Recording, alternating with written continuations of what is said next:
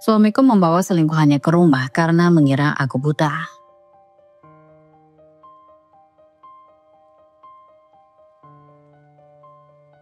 Yang sudah subscribe, semoga rezekinya lancar ya.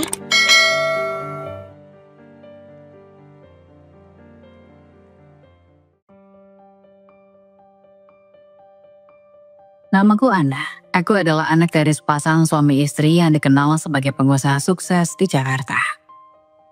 Kehidupan keluargaku penuh dengan kemewahan, rumah besar, mobil-mobil mewah, dan kehidupan sosial yang tampak sempurna. Namun di balik semua itu, aku menyadari ada tembok yang tidak bisa aku lewati. Orang-orang di sekitarku sering berkata, Ana itu cantik sekali, kaya pula, tapi sayang dia buta. Iya, aku terlahir tanpa bisa melihat. Dari kecil, kegelapan adalah satu-satunya hal yang ku kenal. Aku hanya bisa membayangkan dunia dari suara, aroma, dan tekstur yang kurasakan. Orang tuaku sangat mencintaiku, tapi aku tahu jauh di dalam hati mereka ada rasa sedih yang tak pernah mereka katakan. Mungkin mereka merasa bersalah karena aku lahir berbeda, atau mungkin mereka takut dunia akan terlalu kejam untukku. Saat usiaku menginjak 28 tahun, kedua orang tuaku memutuskan untuk menjodohkanku dengan Dio, putra rekan bisnis ayah. Keputusan itu terkesan klasik, seperti kisah-kisah lama yang sering kudengar. Tapi aku tidak terlalu terkejut. Sebagai anak dari keluarga terpandang, aku tahu pernikahan bisa menjadi lebih dari sekedar ikatan cinta. Ini juga tentang memperkuat relasi dan mempertahankan reputasi. Aku sempat ragu ketika mendengar namanya pertama kali. Dio adalah pria yang menurut cerita ibuku memiliki perawakan tinggi, tampan, dan berpendidikan baik. Dia anak yang baik, Ana. Aku yakin dia bisa menerima kamu apa adanya. Ujar ibu, berusaha menenangkan kegelisahanku. Namun aku tahu di balik nada suaranya ada sedikit kekhawatiran. Ketika akhirnya kami bertemu untuk pertama kalinya, aku mendengar langkahnya mendekat. Suara itu tegas, percaya diri. Aku tidak bisa melihatnya, tapi dari cara dia bicara dan sikapnya, aku bisa merasakan kehangatan yang tulus. Senang akhirnya bisa bertemu denganmu, Ana. Ucapnya, suaranya dalam namun lembut. Aku mencoba tersenyum. Terima kasih sudah meluangkan waktu untuk ini. Kami berbincang cukup lama hari itu, tentang banyak hal, tentang pekerjaannya, hobinya, bahkan pandangannya tentang hidup. Dio tidak memperlakukan aku seolah-olah aku lemah. Dia berbicara denganku sebagai seorang individu, bukan hanya sebagai gadis buta. Saat akhirnya dia berkata, aku bersedia menikah denganmu, aku sempat terdiam. Aku tahu ini mungkin bukan cinta pada pandangan pertama, tapi setidaknya ada harapan. Apa yang membuatmu yakin? Tanyaku akhirnya. Dia terdiam sesaat sebelum menjawab. Karena aku percaya setiap orang punya keistimewaannya sendiri. Aku ingin mengenalmu lebih dalam, Ana. Aku rasa ada banyak hal yang kamu ajarkan padaku. Kata-katanya membuatku merasa dihargai untuk pertama kalinya. Bukan hanya karena status keluargaku, tapi karena siapa diriku sebenarnya. Pernikahan kami mungkin bermula dari sebuah perjodohan, tapi di sudut hatiku aku merasa bahwa ini adalah kesempatan untuk memulai babak baru dalam hidupku. Setelah menikah, aku dan Dio pindah ke rumah kami sendiri. Rumah itu begitu megah dengan taman yang luas dihiasi bunga-bunga yang aku hanya bisa bayangkan aromanya. Dio mendesain rumah ini dengan detail, memastikan setiap sudutnya ramah untukku. Tangga dilengkapi pegangan khusus, lantainya rata tanpa hambatan, dan bahkan dapurnya disusun agar aku bisa belajar mandiri. Ini rumah kita, Ana. Aku ingin kamu merasa nyaman di sini. Kata Dio saat pertama kali kami melangkah masuk bersama. Hari-hari awal pernikahan kami berjalan dengan damai. Dio selalu tampak perhatian. Ia sering menggandeng tanganku saat kami berjalan di taman atau memastikan aku tidak kesulitan saat berada di rumah. Dia juga sering membaca buku-buku favorit dengan suara lembutnya, menghidupkan imajinasiku akan cerita-cerita yang hanya bisa kusentuh melalui kata-kata. Ana, aku mau kamu tahu bahwa aku ada di sini untukmu. Katanya suatu malam saat kami duduk di ruang keluarga. Suaranya terdengar tulus seperti selalu. Aku hanya tersenyum kecil. Terima kasih Dio, kamu sudah melakukan banyak hal untukku. Namun meski hubungan kami terlihat harmonis di permukaan, aku tahu ada sesuatu yang mengganjil di hatiku. Dio memang peduli, bahkan mungkin terlalu peduli. Kadang aku merasa dia melihatku lebih dari seorang yang perlu dilindungi daripada sebagai pasangan setara. Aku butuh belajar lebih mandiri Dio, kataku suatu hari ketika dia mencoba membantuku memotong buah di dapur. Kamu tidak perlu memaksakan diri Ana, aku ada di sini untuk membantumu, jawabnya lembut. Tapi aku ingin bisa melakukan sesuatu sendiri. Aku ingin lebih dari sekedar istri yang mengandalkanmu. Aku mencoba menjelaskan. Dia terdiam sejenak sebelum akhirnya berkata, "Baiklah, tapi janji ya, panggil aku kalau kamu membutuhkan bantuan." Aku menghargai usahanya untuk memahami, tapi aku tahu ini adalah tantangan bagi kami berdua. Di satu sisi, aku ingin menunjukkan bahwa aku mampu. Bahwa aku bukan sekedar istri buta yang harus selalu dituntun. Di sisi lain, dia melakukan segalanya dengan niat baik dan aku tidak ingin mengecilkan usahanya. Dia adalah pria yang tindakannya berbicara lebih keras daripada kata-kata. Sejak awal pernikahan kami, ia selalu memastikan bahwa aku tidak merasa kekurangan atau diabaikan, baik secara fisik maupun emosional. Dia memperhatikan detail-detail kecil yang mungkin orang lain anggap sepele. Ia selalu memastikan lantai rumah bersih dari benda-benda kecil yang bisa membuatku tersandung.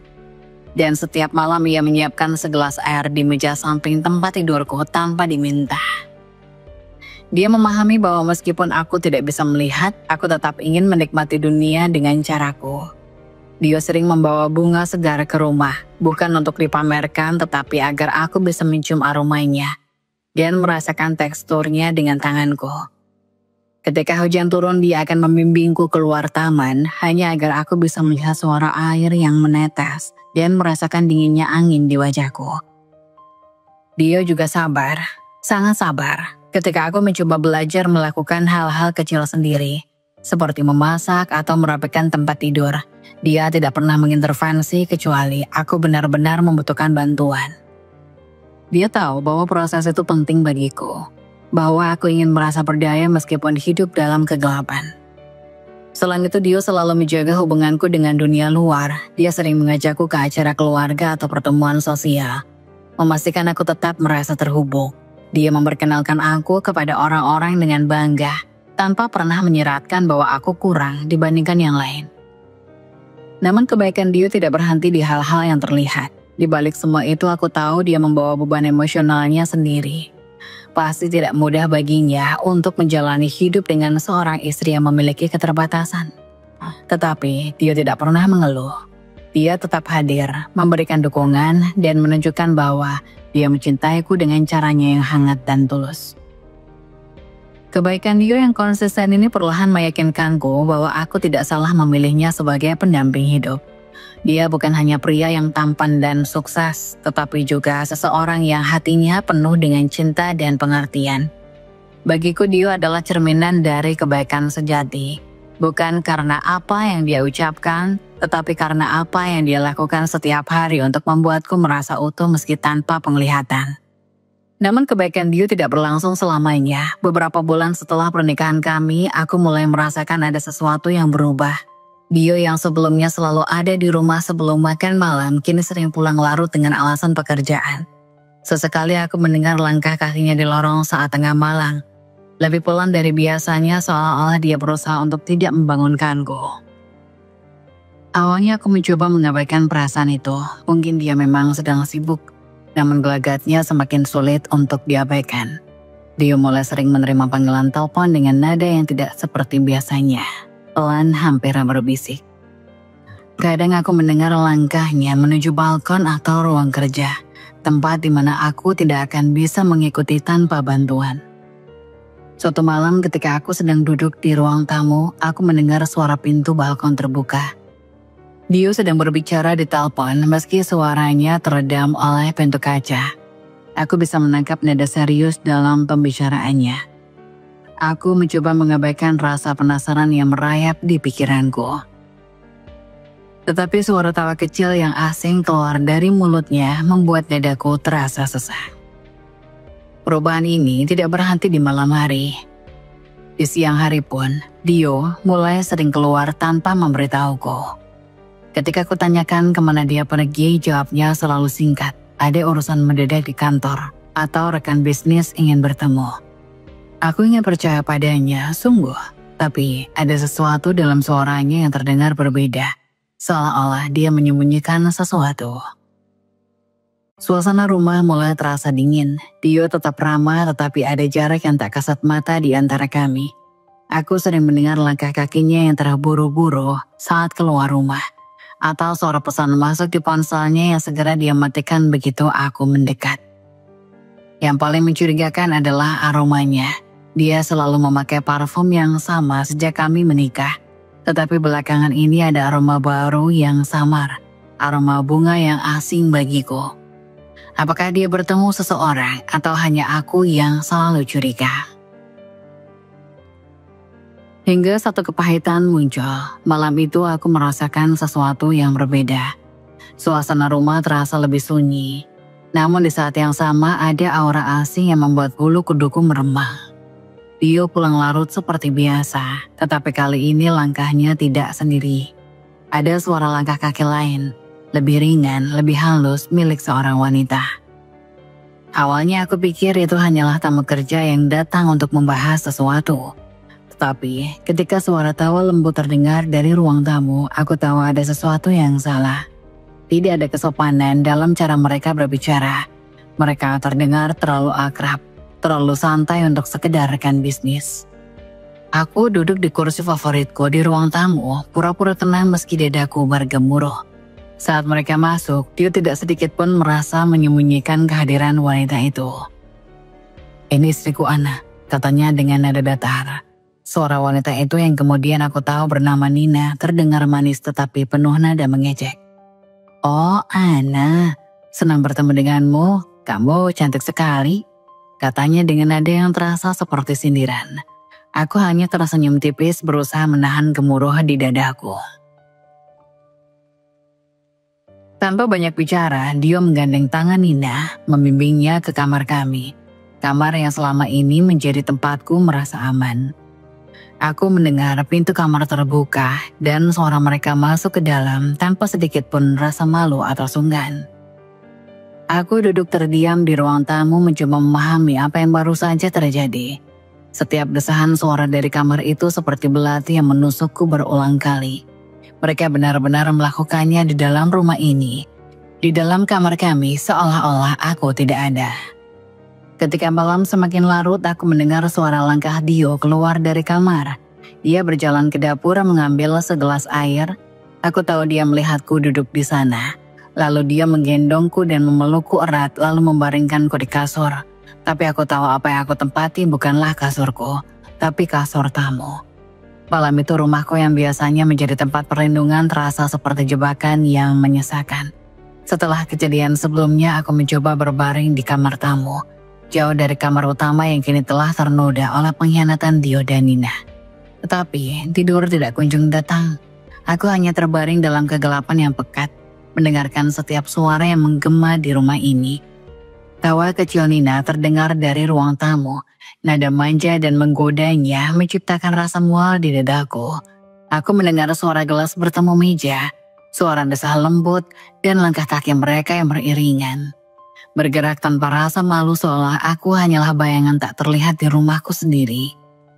Aku tahu mereka tidak berhati-hati. Dia mungkin terlalu percaya diri bahwa kebutaanku membuatku tidak berdaya. Tapi aku bisa merasakan semuanya. Aroma parfum Nina yang manis menyengat hidungku seperti ejekan. Suara langkah kakinya yang ringan terdengar di lantai kayu. Kadang mendekat, kadang menjauh. Tetapi selalu terasa menguasai ruang-ruang yang seharusnya menjadi milikku. Ketika malam semakin larut, suara-suara dari dapur mulai terdengar. Pintu kulkas dibuka, diikuti oleh bunyi dentingan piring. Aku mendengar Nina terkekeh kecil, diiringi oleh suara Dio yang merespon dengan tawa pelan. Mereka sedang menikmati makanan bersama di dapur. Mungkin sesuatu yang Dio siapkan untuknya, sesuatu yang dia tidak pernah lakukan untukku. Setelah itu, langkah kaki mereka beralih ke ruang tamu lagi. Sofa yang empuk mengeluarkan suara kecil saat mereka duduk. Dan tak lama kemudian aku mendengar gesekan kain. Mungkin mereka berbaring menikmati malam mereka tanpa mempedulikan kehadiranku. Suara desahan Nina dan tawa Dio semakin menusuk hatiku. Aku tetap terjaga mendengarkan setiap detik penghinaan ini dengan hati yang hancur. Dinding-dinding rumahku menjadi saksi bisu pengkhianatan mereka. Sementara aku hanya bisa terbaring tak berdaya, bertanya-tanya bagaimana seseorang bisa begitu tega. Jam dinding berdetak cepat, seolah-olah waktu turut mengejekku. Aku ingin bangkit, ingin menghentikan semua ini, tapi tubuhku tetap membeku. Di dalam gelap, aku hanya bisa memeluk diriku sendiri menahan isak yang hampir keluar. Malam itu menjadi malam yang terpanjang dalam hidupku. Tidak ada tempat untukku di rumahku sendiri. Tidak ada rasa aman yang tersisa. Hanya ada suara-suara yang menghantui, mengingatkan bahwa Dio dan Nina tidak hanya mencuri kepercayaanku, tapi juga seluruh ruangku, fisik, emosional, dan mental. Hatiku hancur, tidak ada kata yang bisa benar-benar menggambarkan luka ini. 2 bulan telah berlalu sejak Dio membawa Nina ke rumah kami, sejak mereka tanpa malu-malu hidup bersama di bawah atap yang sama denganku. Aku buta, iya, tapi aku tidak tuli. Setiap hari aku mendengar obrolan mereka, tawa mereka, bahkan bisikan mesra yang seharusnya hanya menjadi milik seorang suami dan istri. Setiap malam adalah penyiksaan. Aku sedang terbangun oleh suara mereka, suara yang tidak bisa kuabaikan meskipun aku mencoba sekuat tenaga. Aku mendengar desahan Nina, tawa kecilnya yang seolah sengaja diperdengarkan untukku. Aku mendengar Dio memanggil namanya dengan nada yang dulu pernah dia gunakan untukku. Suara-suara itu menggema di dinding rumah ini, menghantam telingaku, menusuk hatiku, membuatku ingin menjerit.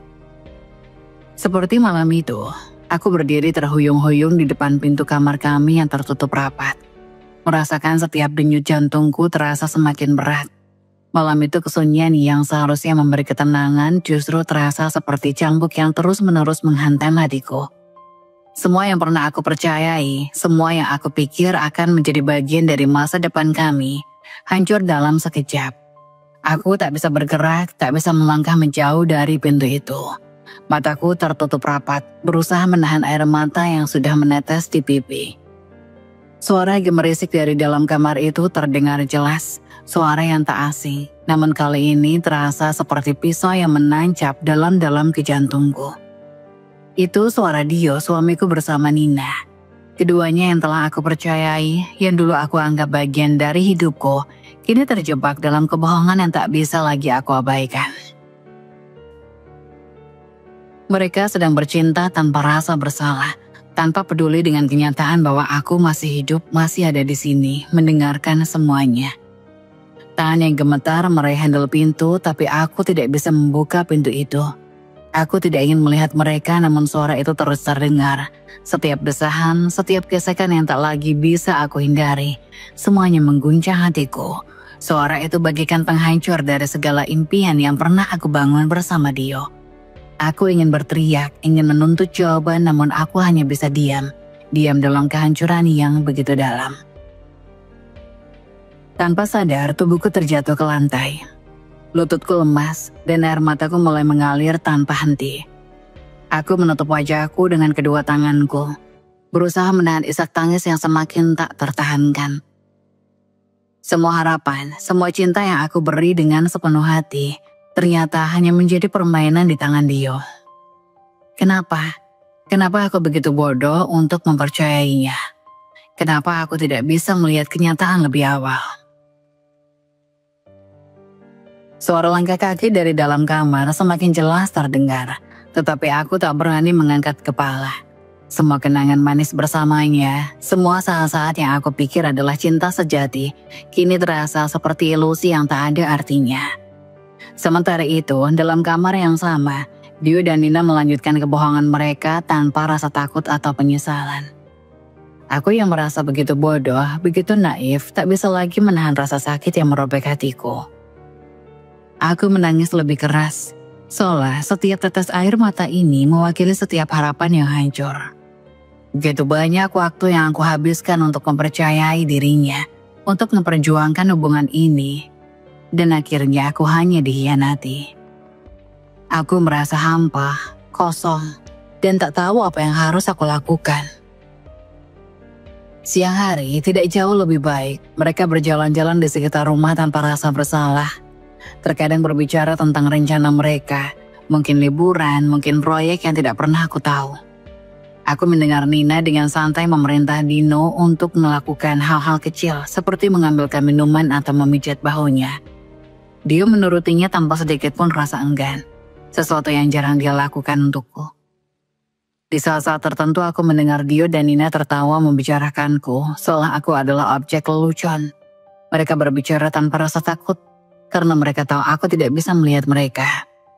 Dia tidak akan pernah tahu, kata Nina sekali waktu. Tawa kecilnya membuatku merasa lebih tidak berarti. Aku tidak pernah merasa serendah ini dalam hidupku. Setiap hari adalah perjuangan untuk menahan air mata, untuk menahan diri agar tidak meledak di depan mereka. Dio sudah tidak lagi berusaha menyembunyikan hubungannya. Dia tidak peduli pada perasaanku, pada kehormatanku, pada janji yang pernah dia ucapkan di altar pernikahan kami.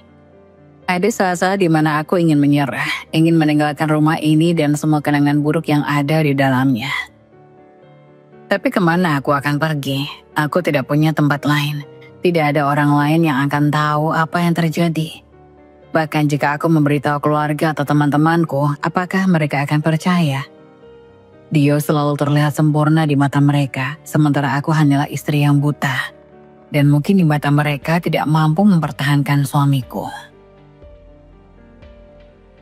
Aku duduk di kamar tamu yang kini menjadi tempatku berlindung, memeluk diriku sendiri. Hati ini terasa kosong, lelah oleh rasa sakit yang terus-menerus menghantui.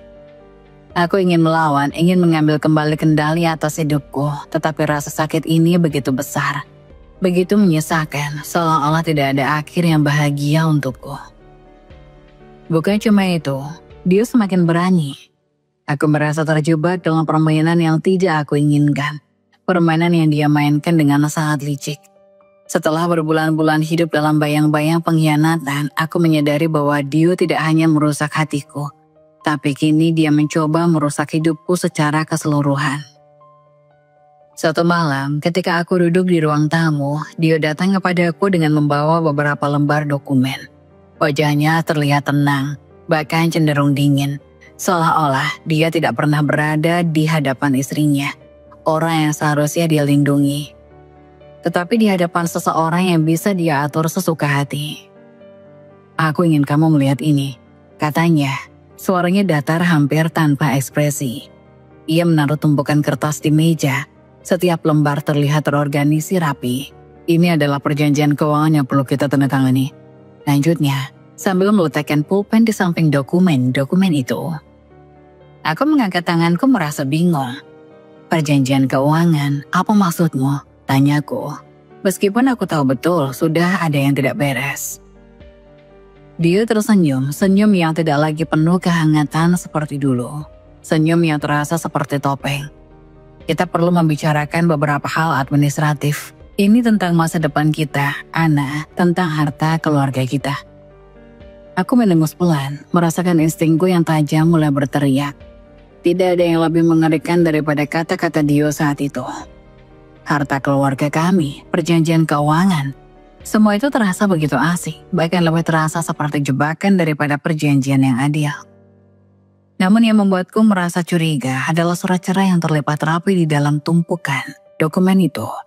Ada segel resmi yang mencurigakan di sudut dokumen, dan meskipun aku tidak bisa melihat detailnya, aku bisa merasakannya. Saat-saat penuh manipulasi sedang dimulai.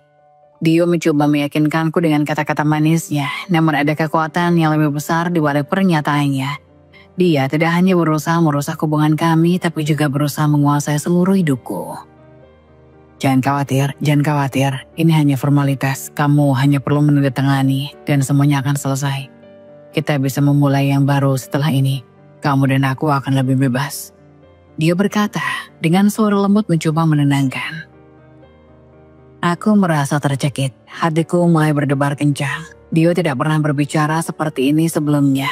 Begitu menyakitkan, Seolah-olah dia benar-benar peduli padaku meski aku tahu itu hanya bagian dari manipulasi besar-besaran yang sedang dia rencanakan. Aku tahu dia ingin mendapatkan aset keluargaku, tetapi mengapa harus menggunakan cara yang begitu kejam dan licik? Ada rasa sakit yang dalam setiap kali aku berpikir tentang tanda tangan itu, tanda tangan yang akan menghancurkan semua yang telah aku percayai.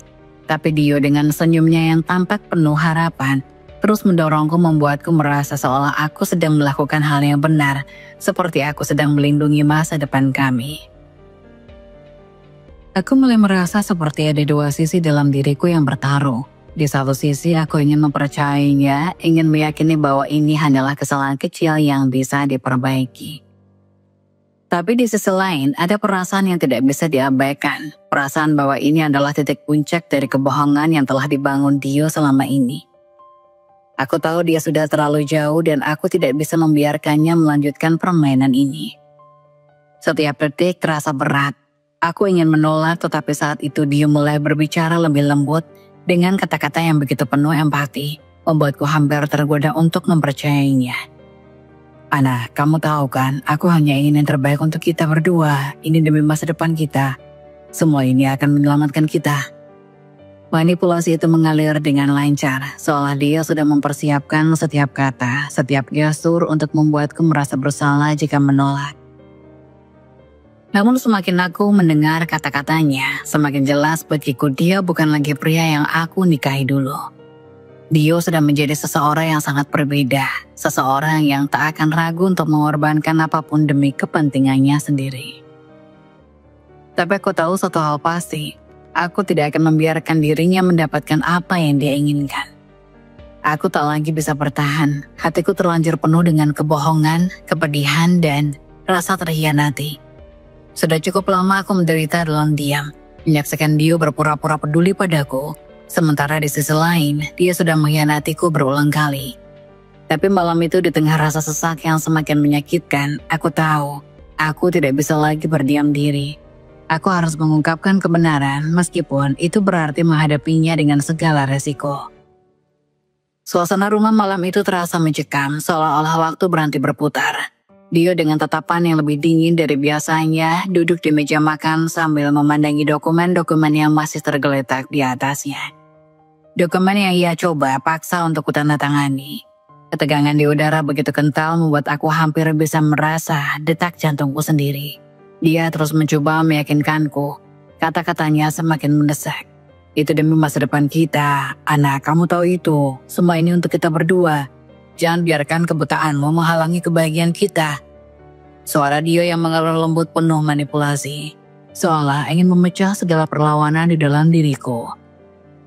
Tetapi aku tahu ada sesuatu dalam diriku yang mulai bergolak. Aku sudah cukup mendengar kebohongan-kebohongan itu. Cukup sudah.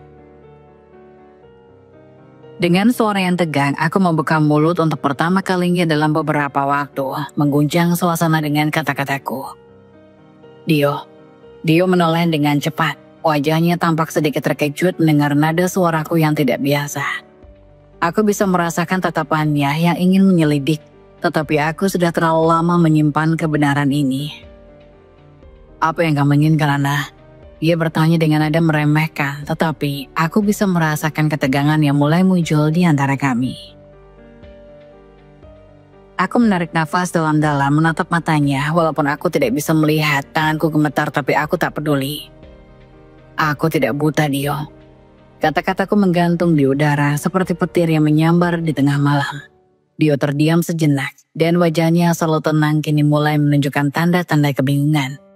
Aku melanjutkan, setiap kata yang kuucapkan kini terasa lebih berat, penuh dengan keberanian yang harus dia dengar. Jauh sebelum kita menikah, aku menjalani operasi mata, Dio. Aku bisa melihat semuanya, termasuk apa yang kamu lakukan. Tapi julukan buta itu tidak pernah lepas dariku. Aku berpura-pura buta untuk mengujimu. Suasana di sekitar kami terasa semakin tegang, dan aku bisa merasakan seluruh tubuh Dio yang kaku. Wajahnya yang tadinya begitu percaya diri kini mulai berubah cemas. Dia tahu bahwa dia tidak tahu harus berkata apa, hanya diam. Mencoba menyerap apa yang baru saja diungkapkan. Jadi selama ini kamu pura-pura buta? Dio akhirnya berbicara, tetapi suaranya terdengar datar, cemas, seolah tidak yakin dengan apa yang sedang terjadi. Aku mengangguk pelan, meskipun dia tidak bisa melihatnya. Iya, aku ingin melihat apakah kamu benar-benar mencintaiku, atau hanya menganggapku sebagai pelengkap hidupmu yang sempurna.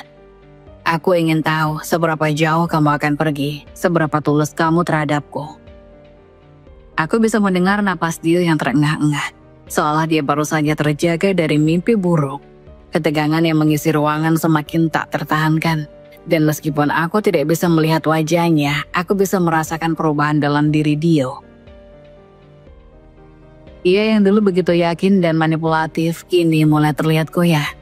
Tapi aku tahu meskipun kebenaran telah terungkap, itu tidak akan cukup untuk mengembalikan semua yang telah hilang. Rasa sakit yang kurasakan terlalu dalam dan pengkhianatannya terlalu parah untuk dimaafkan begitu saja.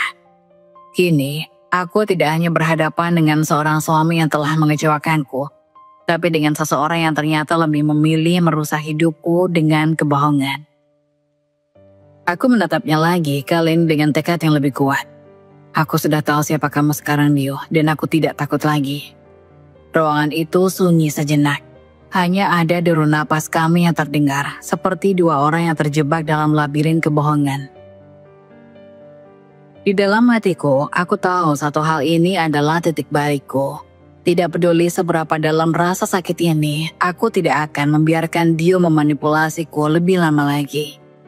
Dio mematung di tempatnya, wajahnya berubah pucat, namun matanya menyala dengan kemarahan yang sulit ditutupi.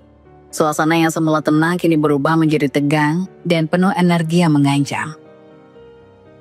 Ketegangan itu seolah memancar dari setiap sudut ruangan, membuat udara terasa sesak dan hampir tak bisa dihirup. Apa yang baru saja kamu katakan?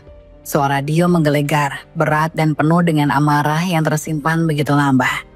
Setiap kata yang keluar dari bibirnya terdengar seperti cambuk yang mengiris hatiku. Aku bisa merasakan gemuruh yang ada di dalam dirinya, seperti badai yang siap menghancurkan apapun yang ada di sekitarnya. Aku berdiri tegak di hadapannya meskipun hatiku berdebar hebat. Aku tahu ini akan terjadi, aku tahu dia akan menerima kenyataan. Aku tahu dia tidak akan menerima kebenaran ini dengan mudah. Tapi aku tak bisa mundur lagi. Iya Dio, aku tidak buta. Aku berpura-pura buta untuk mengujimu. Aku ingin melihat siapa kamu sebenarnya. Apakah kamu mencintaiku atau hanya menganggapku sebagai objek yang bisa kamu mainkan? Wajah Dio berubah semakin gelap dan matanya kini tampak penuh dengan kebencian. Kamu, jadi ini semua hanya permainan bagimu. Suaranya menggema, lebih keras dari sebelumnya. Seolah-olah setiap kata itu adalah sebuah pukulan yang menggetarkan tubuhku. Jadi selama ini aku dibohongi, Ana. Selama ini aku hanya jadi bahan ujianmu. Aku bisa melihat bagaimana emosinya meledak. Dan meskipun aku ingin berbicara lebih banyak, setiap kata terasa tertahan di tenggorokanku. Dia tampak seperti seseorang yang baru saja dibangunkan dari mimpi buruk yang tak bisa dipercaya. Dio yang dulu terlihat penuh kendali, kini berubah menjadi pria yang hilang arah, marah, dan penuh dengan penyesalan yang tampaknya datang terlambat.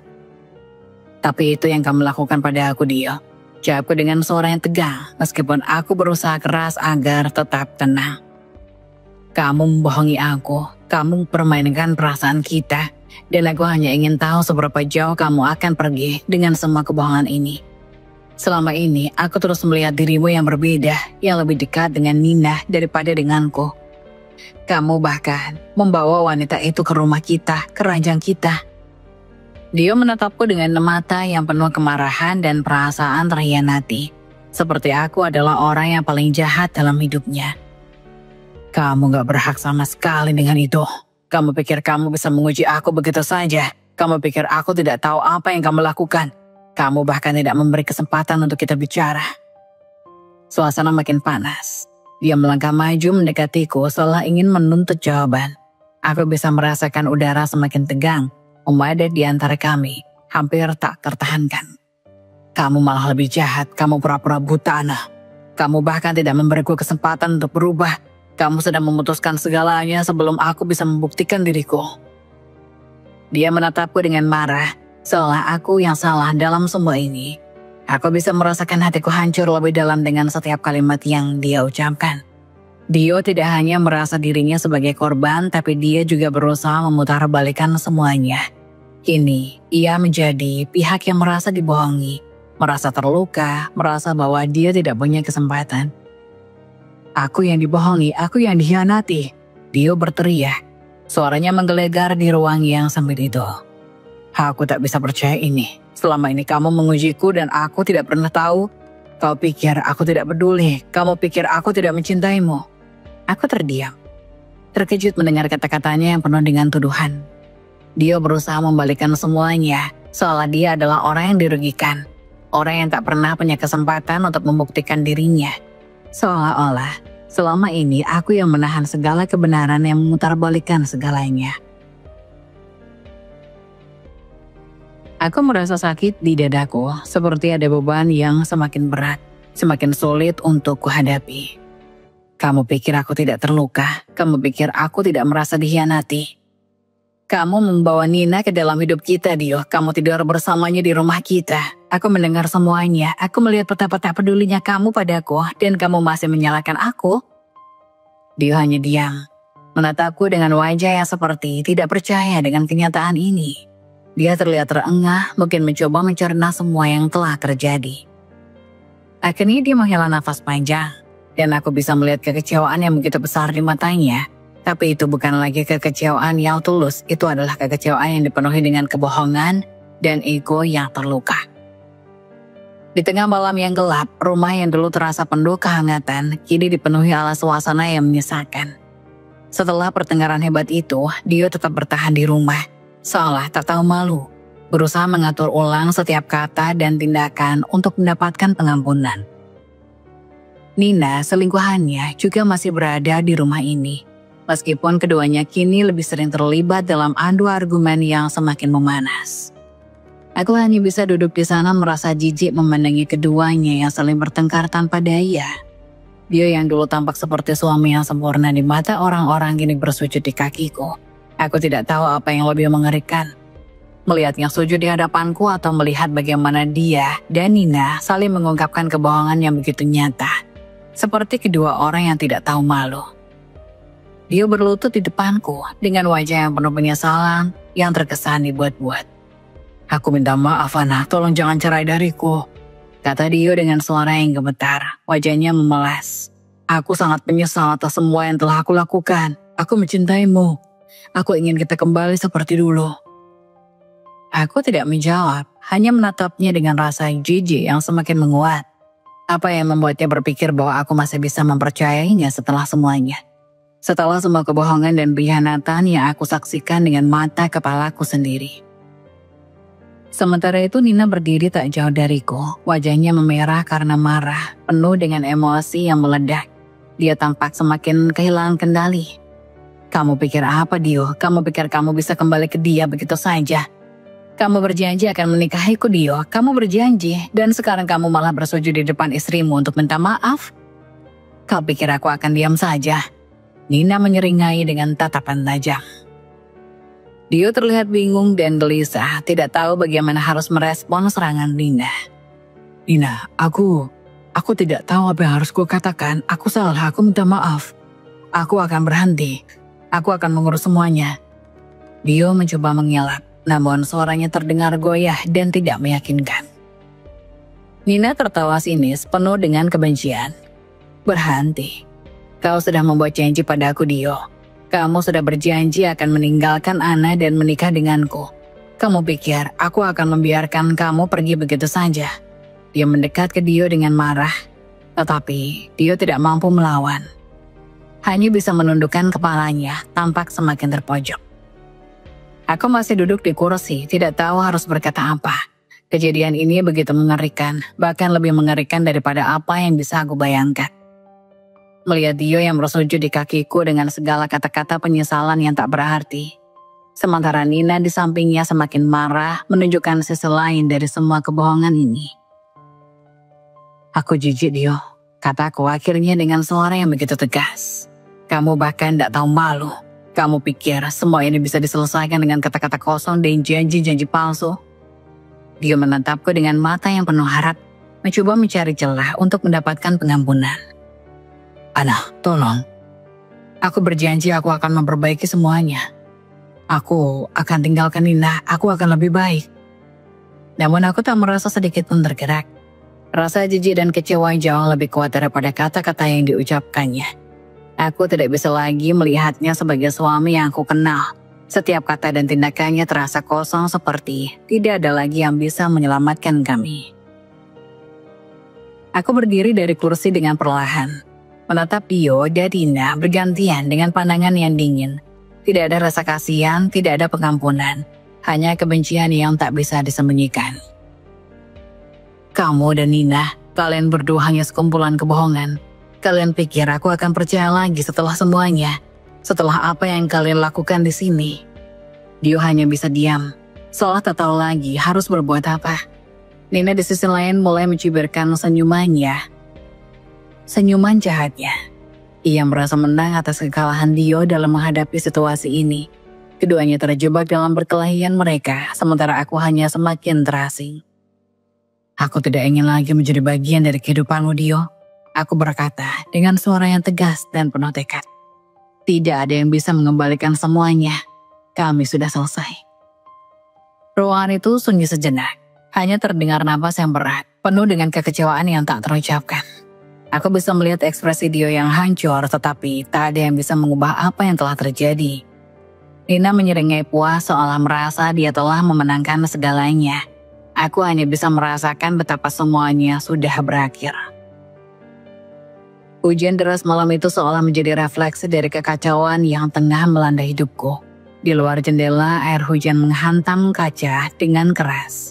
Seakan alam pun menyaksikan amarah yang sedang berkecamuk di dalam rumahku. Aku sudah muak dengan kebohongan, muak dengan segala permainan yang Dio dan Nina mainkan. Aku merasa terperangkap dalam dunia yang penuh dengan pengkhianatan, dan aku tidak bisa lagi menahan amarah yang membara dalam dada. Di ruang tamu yang masih dipenuhi aura kekecewaan dan kebohongan, Dio dan Nina berdiri saling berhadapan, tak mampu berkata apa-apa. Mereka sudah kehilangan segalanya, perasaan, pengampunan, bahkan rasa malu. Dia saja, bagaimana mereka saling bertengkar, tapi tak ada sedikit pun rasa penyesalan yang nyata. Yang ada hanya kebohongan yang terus berulang. Dio dengan wajah yang masih menunjukkan rasa bersalah kini tampak begitu putus asa. Dia berusaha mencari cara untuk membujukku, untuk meraih sedikit harapan bahwa aku akan memaafkannya. Tapi aku sudah tak bisa lagi melihatnya dengan cara yang sama. Setiap kata yang keluar dari bibirnya hanya membuatku merasa jijik. Nina dengan tatapan tajam dan penuh amarah berdiri di sampingnya, memandangku dengan senyum sinis yang tak bisa lagi kuterima. Ana, tolong. Dia berkata, suaranya rendah, penuh penyesalan yang terkesan dibuat-buat. Aku tahu aku salah, aku benar-benar menyesal. Jangan buang aku akan memperbaiki semuanya. Nina yang sudah hampir tidak bisa mengendalikan emosinya berteriak. Kamu pikir kamu bisa memperbaiki semuanya? Kamu sudah menghancurkan segalanya, Dio. Aku sudah lelah dengan semua kebohonganmu. Kamu berjanji akan meninggalkannya dan sekarang kamu malah berlutut di kakinya. Apa-apaan ini? Aku menatap mereka berdua dengan tatapan dingin, tidak tergerak sedikit pun oleh kata-kata mereka. Hatiku sudah penuh dengan kebencian, tidak ada ruang lagi untuk penyesalan dan permintaan maaf. Mereka berdua hanya tampak sebagai dua orang yang tak tahu malu, yang merusak hidupku tanpa sedikit pun merasa bersalah. Suaraku terdengar keras, penuh amarah yang tak terkontrol. Cukup, kalian sudah cukup merusak hidupku. Aku bangkit dari tempat dudukku, berjalan mendekati mereka dengan langkah yang tegas. Aku sudah muak, Dio, muak dengan semua kebohonganmu, muak dengan cara kalian bermain-main dengan perasaanku. Mata Dio tampak penuh harap, tapi aku sudah tidak peduli lagi. Dio, Nina, aku melanjutkan dengan suara yang semakin tegas. Kalian berdua harus keluar dari rumah ini, sekarang juga. Jangan pernah kembali ke sini lagi. Tidak ada satupun yang boleh kalian bawa. Tidak ada selai pakaian, perhiasan, atau uang dari properti keluargaku. Dia mencoba untuk menyentuhku, tetapi aku menarik tanganku dengan kasar. Jangan coba mendekat. Aku menyapanya dengan penuh kebencian. Kalian sudah tidak punya hak untuk tinggal di sini. Dan aku tidak akan memberi kalian sedikit pun apa-apa yang kalian inginkan. Semua yang ada di sini milik keluargaku, bukan kalian. Nina yang sejak tadi terdiam kini tersenyum sinis. Kamu benar-benar merasa menang ya, Ana. Kamu pikir kamu bisa mengusir kami begitu saja? Dio sudah janji padaku dia akan menepatinya. Dia berkata dengan nada penuh tantangan seolah-olah dia masih memiliki kendali atas situasi ini. Aku menatap Nina dengan jijik. Kalian berdua memang tidak tahu malu. Aku berkata, suaraku dipenuhi rasa muak. Dio, kamu sudah berjanji padanya tapi kamu lupa satu hal. Aku adalah istrimu dan sekarang aku yang mengusir kalian berdua dari hidupku. Kalian tidak akan mendapatkan apapun dari aku. Keluar sekarang atau aku panggil keamanan. Dia tampak hancur, matanya penuh dengan penyesalan. Tetapi aku tahu dia sudah terlambat. Segala kata dan permintaan maafnya sudah tidak ada artinya lagi. Nina yang terus merajuk dan membantah akhirnya tersadar bahwa tidak ada lagi tempat bagi mereka di rumah ini. Dengan langkah berat, mereka mulai mengumpulkan barang-barang mereka, meskipun jelas mereka tidak rela melepaskan begitu saja. Aku berdiri di sana, menonton mereka dengan rasa jijik yang semakin mendalam. Hujan di luar semakin deras, dan rasanya seperti aku baru saja membersihkan diriku dari semua kotoran yang menempel. Aku sudah tidak peduli dengan apa yang mereka rasakan, karena aku tahu ini adalah langkah terakhir yang harus aku ambil. Tidak ada lagi jalan kembali, dan aku tidak akan pernah membiarkan mereka merusak hidupku lebih jauh. Ketika mereka akhirnya keluar, pintu ditutup dengan keras, dan aku berdiri di sana, membiarkan hujan di luar menjadi saksi dari keberanianku untuk mengakhiri segalanya. Aku menatap keluar jendela, merasakan hujan yang membasahi wajahku, seolah mencuci semua rasa sakit yang pernah mereka buat. Aku tahu ini bukan akhir yang mudah, tetapi setidaknya aku sedang membebaskan diriku dari jeratan kebohongan yang terlalu lama mengikatku. Kabar tentang kebejatan Dio, tentang segala kebohongan dan pengkhianatan yang telah dia lakukan, akhirnya sampai ke telinga ayahku.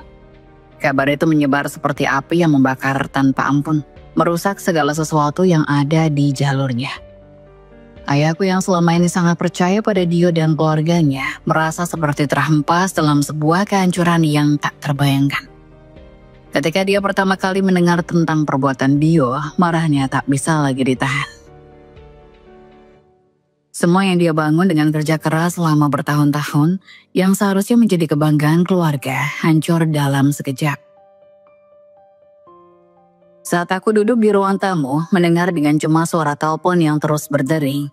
Ayahku akhirnya pulang, wajahnya tampak tegang, matanya menyiratkan amarah yang membara. Aku sudah tahu apa yang terjadi, ini adalah awal dari sebuah kehancuran yang lebih besar, bukan hanya bagi Dio, tapi juga bagi seluruh keluarganya. Ana, ayahku berkata dengan suara yang berat. Aku sudah memutuskan, kamu tidak bisa lagi berbisnis dengan keluarga Dio. Kontrak kerjasama yang sudah berjalan akan segera dihentikan. Tidak ada ruang untuk pengkhianatan di dunia ini. Suaranya dipenuhi kebencian yang tak terucapkan. Seperti sebuah keputusan yang dibuat dengan penuh kemarahan yang menyelimuti pikirannya. Aku yang pastikan semuanya berakhir di sini. Aku hanya terdiam mendengar kata-kata ayahku yang seolah-olah mencabik-cabik apa yang tersisa dari semua yang pernah aku percayai. Dio telah merusak segalanya, bukan hanya menghancurkan kepercayaanku, tapi juga menghancurkan hubungan bisnis keluargaku dengan orang tua Dio, yang telah lama menjadi mitra dalam dunia usaha. Setelah beberapa jam, aku tahu bahwa orang tua Dio juga sudah mengetahui tentang perbuatannya. Suasana tegang pun semakin membesar. Mereka datang ke rumah dengan wajah penuh kemarahan dan kebingungan. Seperti orang yang tidak tahu harus bagaimana menghadapi kenyataan pahit yang terungkap. Di depan mereka Dio berdiri dengan kepala tertunduk, tampak sangat kecil seolah-olah dia tak bisa lagi menghadapi dunia ini. Orang tua Dio yang selama ini hidup dengan kenyamanan dari hasil kerja sama bisnis, kini berada di ujung kehancuran. Mereka merasa seolah-olah dunia mereka runtuh di depan mata. Ayah Dio, seorang pria yang biasanya tenang dan penuh harga diri, kini tampak seperti seorang pria yang kehilangan arah. Di ruang tamu rumah keluarga kami, suasana terasa berbeda. Ada keheningan yang tegang seolah-olah seluruh rumah sedang menahan nafas. Orang tua Dio dengan wajah yang tampak lelah dan penuh penyesalan, duduk di sofa seberang ayahku. Mereka tampak lebih tua, lebih rapuh daripada yang pernah aku lihat sebelumnya. Meskipun mereka berusaha terlihat tenang, aku bisa melihat kegelisahan di mata mereka. Mereka tahu ini adalah saat yang menentukan dan apa yang mereka katakan hari ini mungkin adalah satu-satunya kesempatan mereka untuk memperbaiki semuanya. Ayahku duduk dengan tatapan yang begitu dingin, tak memberi mereka kesempatan untuk bicara terlebih dahulu. Di sebelahnya, aku hanya diam, meskipun hati ini terasa sesah. Aku sudah mendengar cukup banyak kebohongan dan permintaan maaf dari Dio. Tetapi kali ini datang dari orang tuanya. Dan kali ini aku merasa bahwa tidak ada kata yang bisa menyembuhkan luka yang telah ditinggalkan. Orang tua Dio akhirnya membuka mulut. Suara ibu Dio terdengar gemetar. Kami sangat menyesal atas apa yang telah terjadi, Pak. Katanya dengan suara yang dipenuhi penyesalan. Kami ingin meminta maaf dengan tulus. Kami tak pernah membayangkan bahwa anak kami bisa melakukan hal sekejam ini kepada keluarga Anda. Ayahku tetap diam, hanya menatap mereka dengan tatapan yang menusuk. Tidak ada kata-kata yang keluar dari bibirnya, hanya ketegasan yang memancar dari setiap gerakannya. Aku tahu dia marah, tapi dia juga sangat terkontrol, lebih memilih untuk tidak merespon dengan kata-kata. Ibu Dio menundukkan kepalanya, tampak begitu malu. Kami ingin semuanya kembali seperti semula. Kami tahu bahwa Dio telah menghancurkan banyak hal dan kami meminta Anda untuk memberikan kesempatan lagi. Mungkin jika Anda memaafkan Dio, dia bisa berubah, bisa memperbaiki kesalahannya. Kemudian ayah Dio yang sejak tadi diam berdiri, akhirnya berbicara dengan nada yang lebih tegas tapi penuh dengan kesedihan. Kami tahu, ini semua adalah kesalahan besar, katanya dengan suara serak. Kami sudah mencoba mengajarinya dengan benar, tetapi dia terlalu terjebak dalam keserakahannya. Kami mohon, jika bisa, beri dia kesempatan untuk memperbaiki segalanya. Jangan tinggalkan dia, jangan menceraikannya. Aku mendengar permohonan itu, dan meskipun mereka meminta dengan penuh penyesalan, hatiku tetap dingin. Mereka hanya datang karena situasi yang memaksa, karena mereka melihat bagaimana semuanya telah berantakan. Mereka tidak tahu atau mungkin tidak peduli seberapa dalam luka yang dia buat di hatiku. Mereka tidak tahu apa yang aku rasakan setiap kali melihat suamiku berselingkuh atau mendengar derap langkahnya yang kembali dengan kebohongan-kebohongan yang tak ada habisnya. Aku memandangi mereka sebentar lalu menatap ayahku yang kini hanya memejamkan mata seolah sedang berpikir keras. Ketika aku beralih memandang orang tua Dio, ada keputusasaan yang tak bisa mereka sembunyikan. Mereka ingin aku memaafkan, ingin aku memberikan kesempatan lagi, tapi aku sudah tidak peduli.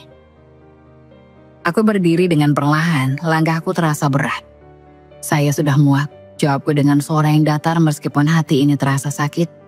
Saya sudah muak dengan semua kebohongan, dengan semua pengkhianatan. Dio sudah terlalu banyak merusak hidup saya, tidak ada yang bisa memperbaiki apa yang telah dia lakukan. Suara tangisku tertahan, namun ada kepastian dalam kata-kataku. Aku melangkah lebih dekat ke ayahku lalu berkata dengan tegas. Saya tidak bisa kembali ayah, saya tidak bisa hidup dengan seseorang yang hanya memikirkan dirinya sendiri dan merusak semuanya. Saya ingin hidup saya sendiri bebas dari semua kebohongan ini.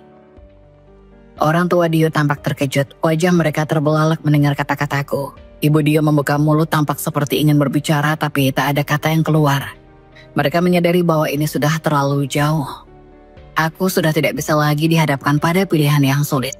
Aku sudah memilih untuk melangkah keluar dari dunia yang hancur itu. Ayah Dio hanya bisa menghela nafas panjang, tak tahu harus berkata apa. Kami sangat menyesal, kami benar-benar menyesal. Kata ayah Dio dengan suara yang hampir tak terdengar, tapi itu tidak cukup lagi. Permintaan maaf mereka datang terlambat. Aku menatap mereka untuk terakhir kalinya, tak ada rasa kasih yang tersisa. Aku tahu keputusan ini adalah yang terbaik untukku. Aku tidak ingin terjebak dalam kesalahan yang dibuat oleh orang lain. Tidak ingin hidup dalam bayang-bayang penyesalan yang tak akan pernah berakhir. Dengan langkah mantap, aku berjalan keluar dari ruangan itu, meninggalkan orang tua Dio dengan penyesalan mereka yang tidak akan pernah cukup untuk menyembuhkan luka hatiku. Di sisi lain, kamar besar yang dulu penuh dengan kemewahan dan kebanggaan keluarga Dio kini terasa hampa. Suasana di rumahnya begitu mencekam, dengan suasana yang dipenuhi ketegangan yang menggantung. Ayah Dio, pria tua yang selama ini dikenal sebagai seorang pengusaha sukses, berdiri di hadapan anaknya dengan wajah yang dipenuhi kemarahan dan kekecewaan. Dio berdiri di sana dengan tubuh kaku, tampak sangat berbeda dari sosok yang dulu percaya diri dengan penuh ambisi. Ayah Dio mengerang pelan, lalu menatap anak-anaknya dengan tatapan tajam yang penuh kebencian. Kau telah menghancurkan segalanya, Dio. Suaranya serak, gemetar karena kemarahan yang tak bisa lagi ditahan. Kau pikir apa yang telah kau lakukan akan membawa kebahagiaan? Kau bahkan menghancurkan bisnis kita. Semuanya berantakan hanya karena kelakuanmu yang bodoh ini. Dio membuka mulut tapi kata-kata tak kunjung keluar. Wajahnya terlihat lelah, seolah dia tahu bahwa apa yang telah terjadi tidak bisa lagi dibenarkan. Semua yang telah dia perjuangkan, semua yang dia pikir bisa dia raih dengan kebohongan dan manipulasi, kini runtuh begitu saja. Dia yang dulu merasa tak terkalahkan, kini hanya bisa menunduk. Ayah Dio melangkah maju, nafasnya semakin berat dan tanpa peringatan dia melayangkan tamparan keras ke pipi Dio. Suara tamparan itu menggema di seluruh ruangan dan seakan-akan dunia berhenti berputar sejenak. Wajah Dio terhantam, mulutnya terbuka sedikit seolah tak percaya. Sementara ayahnya berdiri dengan napas tersengal-sengal, matanya penuh dengan kemarahan yang meledak. Demi Tuhan Dio, suara ayahnya hampir memekakkan telinga. Apa yang ada di pikiranmu? Apa yang kau pikirkan, ha? Menyelingkuhi istri yang telah kau nikahi, menghancurkan reputasi keluargamu, dan yang terburuk kau merusak bisnis kita dengan kebodohanmu. Aku tak bisa melihatmu lagi. Tidak setelah semua ini, kau tidak pantas ada di sini. Dia terpaku di tempatnya, tubuhnya gemetar tak mampu berkata-kata. Di matanya ada sedikit rasa penyesalan yang terlambat datang, namun tak ada lagi kesempatan untuk memperbaiki semuanya. Ayahnya menyapu pandangan ke sekitar, seolah mencari cara untuk menghancurkan segala pengaruh buruk yang telah dibawa anaknya ke dalam hidupnya. Dalam diam dia menarik napas panjang lalu menghadap Dio dengan tatapan yang begitu dingin.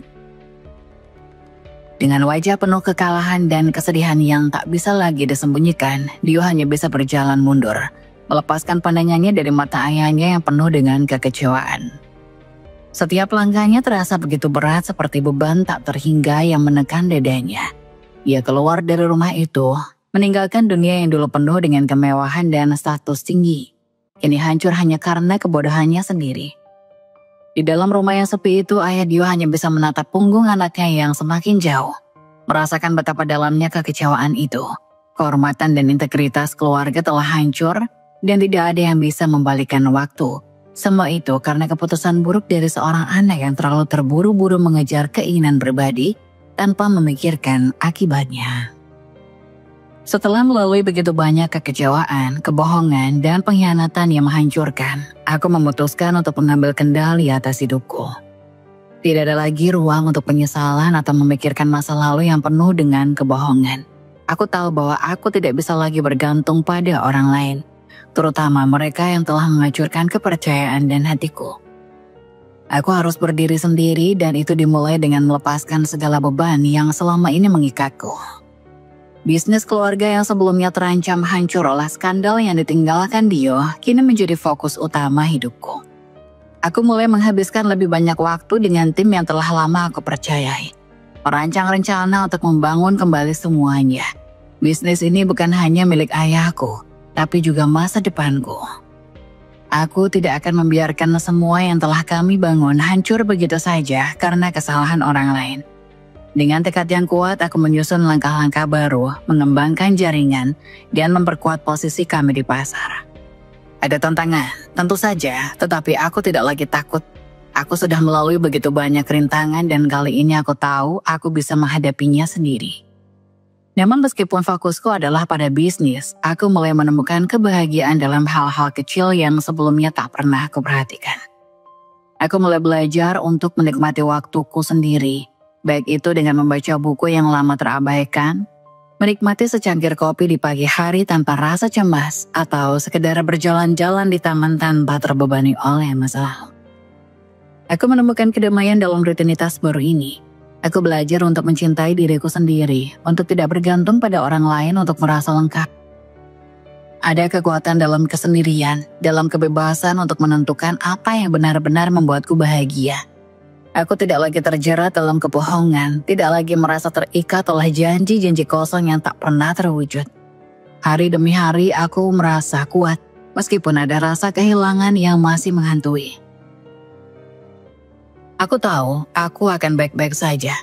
Keberhasilan dalam bisnis keluarga memberiku rasa pencapaian yang tidak pernah aku rasakan sebelumnya.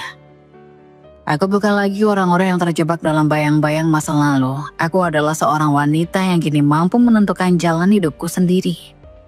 Aku tersenyum ketika memandang cermin di pagi hari, mengenali diri yang lebih percaya diri dan lebih kuat dari sebelumnya. Aku tidak lagi merasa perlu mencari kebahagiaan di luar diriku.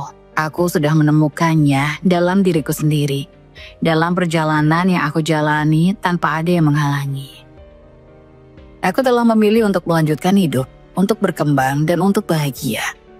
Tidak ada lagi yang bisa menghalangi langkahku. Dio dan Nina yang dulu hidup dalam kemewahan dan kenyamanan, kini terjebak dalam kesulitan yang begitu mengenaskan. Kehilangan dukungan dari keluargaku adalah pukulan telak yang tidak bisa mereka hindari. Segala yang mereka anggap pasti, yang mereka anggap bisa diraih dengan kekayaan dan hubungan yang mereka bangun dengan cara-cara licik, kini hancur berantakan. Hidup mereka berakhir tragis dan penyesalan datang terlambat. Mereka tinggal di sebuah kontrakan kecil yang jauh dari kehidupan mewah yang mereka nikmati sebelumnya. Kontrakan itu kumuh dan tampaknya tidak terurus. Dinding-dinding yang rapuh penuh dengan retakan, tak bisa menahan dinginnya udara malam yang meresap. Atap yang bocor setiap kali hujan turun membuat air tergenang di lantai, menambah kesan suram pada tempat tinggal mereka. Tidak ada lagi kilauan kemewahan, tidak ada lagi barang-barang berharga yang mereka miliki dulu. Semua itu telah lenyap begitu saja, meninggalkan mereka dalam kondisi yang jauh lebih buruk dari sebelumnya. Dio yang dulu tampak percaya diri dan berani menghadapi dunia, kini tampak seperti bayangan dirinya yang dulu. Wajahnya yang tampan kini penuh dengan bekas kelelahan dan penyesalan yang mendalam. Setiap pagi dia tampak bangun dengan mata yang sayu. Wajahnya yang gusut dan penuh kerutan mencerminkan betapa hidupnya telah berubah. Dulu dia bisa dengan mudah mendapatkan apa yang dia inginkan. Tapi kini dia harus bekerja keras untuk memenuhi kebutuhan sehari-hari yang bahkan tidak bisa mereka penuhi dengan mudah. Nina yang dulu selalu tampak penuh percaya diri dan angkuh, kini terlihat berbeda. Tubuhnya yang dulu langsing dan terawat, kini tampak lebih lelah. Wajahnya pucat dan penuh dengan guratan stres. Pakaian yang dikenakannya kotor dan lusuh, jauh dari penampilan glamor yang dulu menjadi ciri khasnya. Dia berjalan dengan langkah yang lambat, tidak lagi penuh percaya diri, seolah-olah dunia yang dulu dia kuasai kini runtuh begitu saja di hadapannya. Setiap kali dia berbicara dengan nada putus asa, seolah-olah dia tidak lagi yakin akan masa depannya. Mereka berdua sering terlihat terdiam di sudut rumah kontrakan mereka, saling beradu pandang dengan penuh kebingungan dan rasa penyesalan. Tidak ada lagi suara tawa, tidak ada lagi perdebatan seru tentang masa depan yang cerah. Mereka duduk di sana dalam keheningan yang menyesakan, merenungkan bagaimana semuanya bisa berakhir seperti ini. Setiap malam saat hujan turun dan air mulai merembes ke dalam, mereka terpaksa mengumpulkan ember untuk menampung air yang bocor dari atap. Mereka tidak mampu memperbaikinya karena tak ada lagi uang yang cukup untuk melakukan perbaikan. Rasa malu dan penyesalan semakin membayangi mereka setiap harinya. Sisa-sisa kebanggaan mereka yang dulu begitu besar kini telah terhapus begitu saja, digantikan dengan kenyataan pahit yang tidak bisa mereka lari darinya. Di tengah-tengah segala penderitaan itu, Dio sering terlihat termenung, menatap kosong ke depan, seolah-olah mencoba mencari jawaban atas semua kesalahan yang telah dia buat. Dia mungkin mulai menyadari betapa buruknya keputusannya. Betapa dia telah menghancurkan tidak hanya masa depannya sendiri tetapi juga orang-orang yang pernah dia sayangi. Tetapi penyesalan itu datang terlambat dan tidak ada cara untuk mengembalikan apa yang telah hilang. Nina yang dulu penuh dengan ambisi dan perasaan superior kini tampak lebih rapuh. Dia sering menangis tanpa suara, menutupi wajahnya dengan tangan ketika dia merasa tidak ada yang melihat. Meski berusaha keras untuk mempertahankan citra dirinya, kenyataan pahit yang menggerogoti kekuatan yang pernah dia miliki. Mereka berdua yang dulu saling berbicara tentang masa depan yang cemerlang kini hidup dalam bayang-bayang kebohongan yang telah menghancurkan hidup mereka. Mereka tidak lagi memiliki siapa-siapa. Teman-teman mereka menjauh, tak ada lagi yang peduli dengan mereka. Keluarga Dio yang dulu selalu mendukungnya kini mengucilkannya setelah mengetahui kebohongannya. Mereka berdua kini terjebak dalam kesendirian yang mengerikan tanpa dukungan. Kehidupan mereka yang dulu penuh dengan ambisi dan janji-janji kini hancur, terperangkap dalam penderitaan yang tak bisa dihindari. Tanpa kekayaan, tanpa pengaruh, mereka hanya bisa hidup dalam penyesalan yang tiada akhir. Begitu juga dengan kehancuran. Mereka menyadari bahwa semua yang mereka peroleh dengan cara yang salah tak akan pernah membawa kebahagiaan. Hidup Dio dan Nino kini jauh dari apa yang mereka bayangkan. Rumah kontrakan kecil yang mereka tinggali terasa sesak, dengan dinding bocor yang meneteskan air setiap kali hujan turun. Lantai yang berderit, atap yang tak lagi kokoh, dan perabotan rumah yang sudah usang. Tidak ada lagi kemewahan yang pernah mereka nikmati. Semua itu telah lenyap bersamaan dengan hilangnya status sosial mereka. Hidup mereka kini penuh dengan penyesalan dan setiap hari terasa semakin sulit untuk dijalani. Malam itu, di ruang kecil yang penuh dengan kebisingan dari hujan deras yang membasahi atap, Dio dan Nina terlibat dalam pertengkaran hebat. Nina berdiri di depan cermin mengusap wajahnya dengan tangan yang tampak cemas. Pakaian yang dulu mewah kini tampak lusuh dan tak terawat. Dio berdiri di sudut ruangan tampak tak terurus. Wajahnya penuh dengan keputusasaan. "Apa yang kita lakukan di sini, Dio?" Nina berteriak, matanya merah karena marah dan air mata yang menetes. "Kau pikir ini kehidupan yang layak untukku? Aku meninggalkan segala yang aku miliki hanya untuk terjebak dengan kemiskinan ini bersamamu. Aku tak bisa hidup seperti ini." Dio mematung, tubuhnya lelah, tidak mampu lagi untuk membela dirinya. "Aku tahu Nina, aku tahu ini bukan yang kita inginkan," jawabnya dengan suara sesak. "Tapi aku tak tahu harus bagaimana. Aku tak punya apa-apa lagi, supaya aku punya hilang begitu saja. Apa yang kita hadapi sekarang, ini semua akibat dari keputusan bodohku." Nina menatapnya dengan mata penuh kemarahan, wajahnya tampak jenuh. "Kamu harusnya berpikir sebelum melakukan semuanya, Dio. Sekarang kita hidup dalam kekacauan, dan kau hanya bisa berdiri di sini, tidak melakukan apa-apa. Aku tak bisa terus hidup seperti ini." Dio mencoba meraih tangannya, tapi Nina menepisnya dengan kasar. "Lihatlah Dio, kau tak punya apa-apa lagi. Aku tak bisa terus tinggal di sini. Hidup dengan segala kekurangan ini, aku lebih baik keluar dari sini dan mencari kehidupan yang lebih baik." Dengan cepat Nina berjalan ke arah pintu, mengambil tas kecil yang tergeletak di atas meja. Dio memandangnya, mulutnya terbuka mencoba memohon, tapi kata-kata itu tidak keluar. "Nina, jangan pergi, kita masih bisa mencari jalan keluar," kata Dio, tapi suaranya hampa, seolah sudah terlambat. Nina menatapnya dengan jijik dan melangkah ke arah pintu, menolehkan kepalanya sedikit. "Kau benar-benar bodoh, Dio," katanya dengan nada sinis. "Aku tak bisa hidup dengan orang yang sudah kehilangan segalanya. Aku akan pergi mencari kebahagiaan di tempat lain dengan orang yang tahu bagaimana memberi saya kehidupan yang lebih baik." Tanpa menunggu jawaban, Nina membuka pintu dan keluar dari rumah kontrakan mereka. Dio hanya bisa berdiri di sana tak bergerak, matanya kosong dan hampa. Hujan di luar menyiramkan air yang semakin deras, seakan mencerminkan betapa dalamnya kesedihan yang dia rasakan. Kepergian Nina meninggalkan lubang besar di dalam dirinya. Di luar, sebuah mobil mewah tiba-tiba berhenti di depan rumah kontrakan itu. Pintu mobil terbuka dan seorang pria keluar. Dia mengenakan jas rapi dengan senyum penuh percaya diri. Nina yang tampaknya sudah lupa dengan segala pengorbanan yang dia buat bersama Dio, berjalan menuju pria itu tanpa ragu. Dia tidak lagi menoleh ke belakang. tak merasa bersalah atas apa yang baru saja dia tinggalkan. Tanpa sepatah kata pun, Nina masuk ke dalam mobil pria itu yang segera melaju meninggalkan Dio di tengah malam yang dingin. Dio berdiri terpaku di pintu, menatap mobil yang semakin jauh. Hujan yang terus turun semakin deras dan hatinya yang terasa begitu kosong. Nina telah pergi, meninggalkannya begitu saja dalam kemiskinan yang mereka buat bersama. Kini, ia tinggal sendiri, seorang diri, dikelilingi oleh keputusasaan dan penyesalan yang tak bisa lagi diubah. Tahun-tahun berlalu dan luka yang pernah membekas di hati akhirnya mulai sembuh. Setiap hari aku merasakan perubahan dalam diriku. Waktu telah memberikan kesempatan untuk menghapus kenangan pahit, meskipun tidak sepenuhnya. Aku telah melalui banyak hal, kekecewaan, pengkhianatan, dan rasa sakit yang tak terbayangkan. Namun dengan setiap langkah yang aku ambil menuju masa depan, aku merasa lebih kuat dan lebih siap untuk memulai babak baru dalam hidupku. Aku telah membangun kembali diriku. Bukan hanya dari segi karir, tetapi juga dari segi emosional.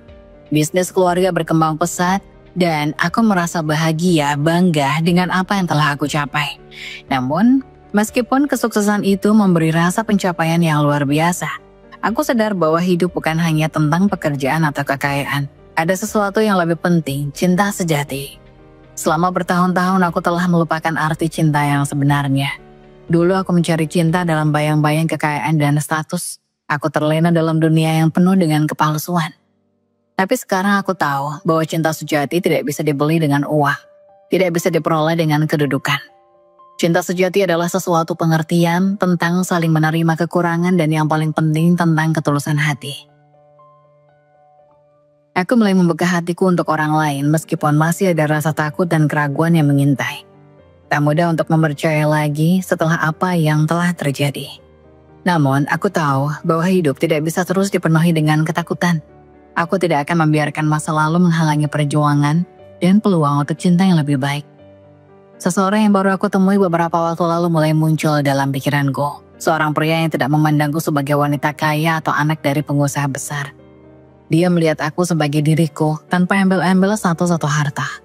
Sederhana, tetapi dengan hati yang tulus, dia tidak tergiur oleh kekayaan atau kedudukan. Tetapi dia mencintaiku karena aku adalah aku. Bukan karena apa yang telah aku miliki, tetapi karena siapa aku sebagai pribadi. Kami bertemu di sebuah acara yang diadakan oleh salah satu teman dekatku. Awalnya dia tampak biasa saja. Seorang pria dengan senyum yang ramah dan tatapan mata yang jujur. Tidak ada kesan pertama yang luar biasa.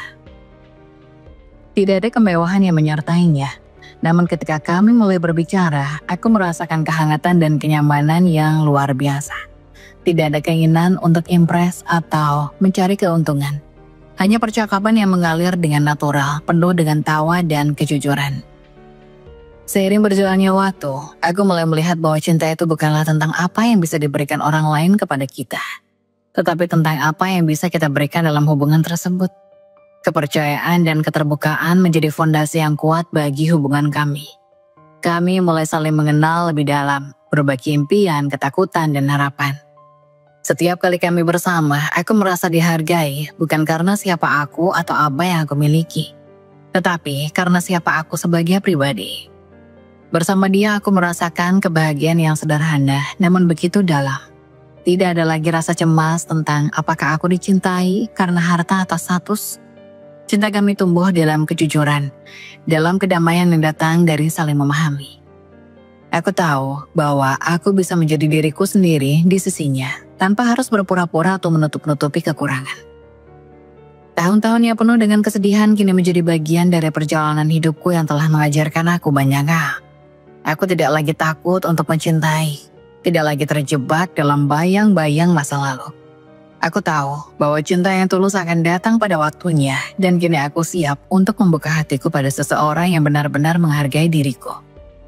Aku percaya bahwa di masa depan, cinta sejati bukanlah sebuah impian yang jauh. Ia adalah kenyataan yang bisa aku raih bersama seseorang yang mencintaiku bukan karena harta atau status, tetapi karena siapa aku yang sesungguhnya.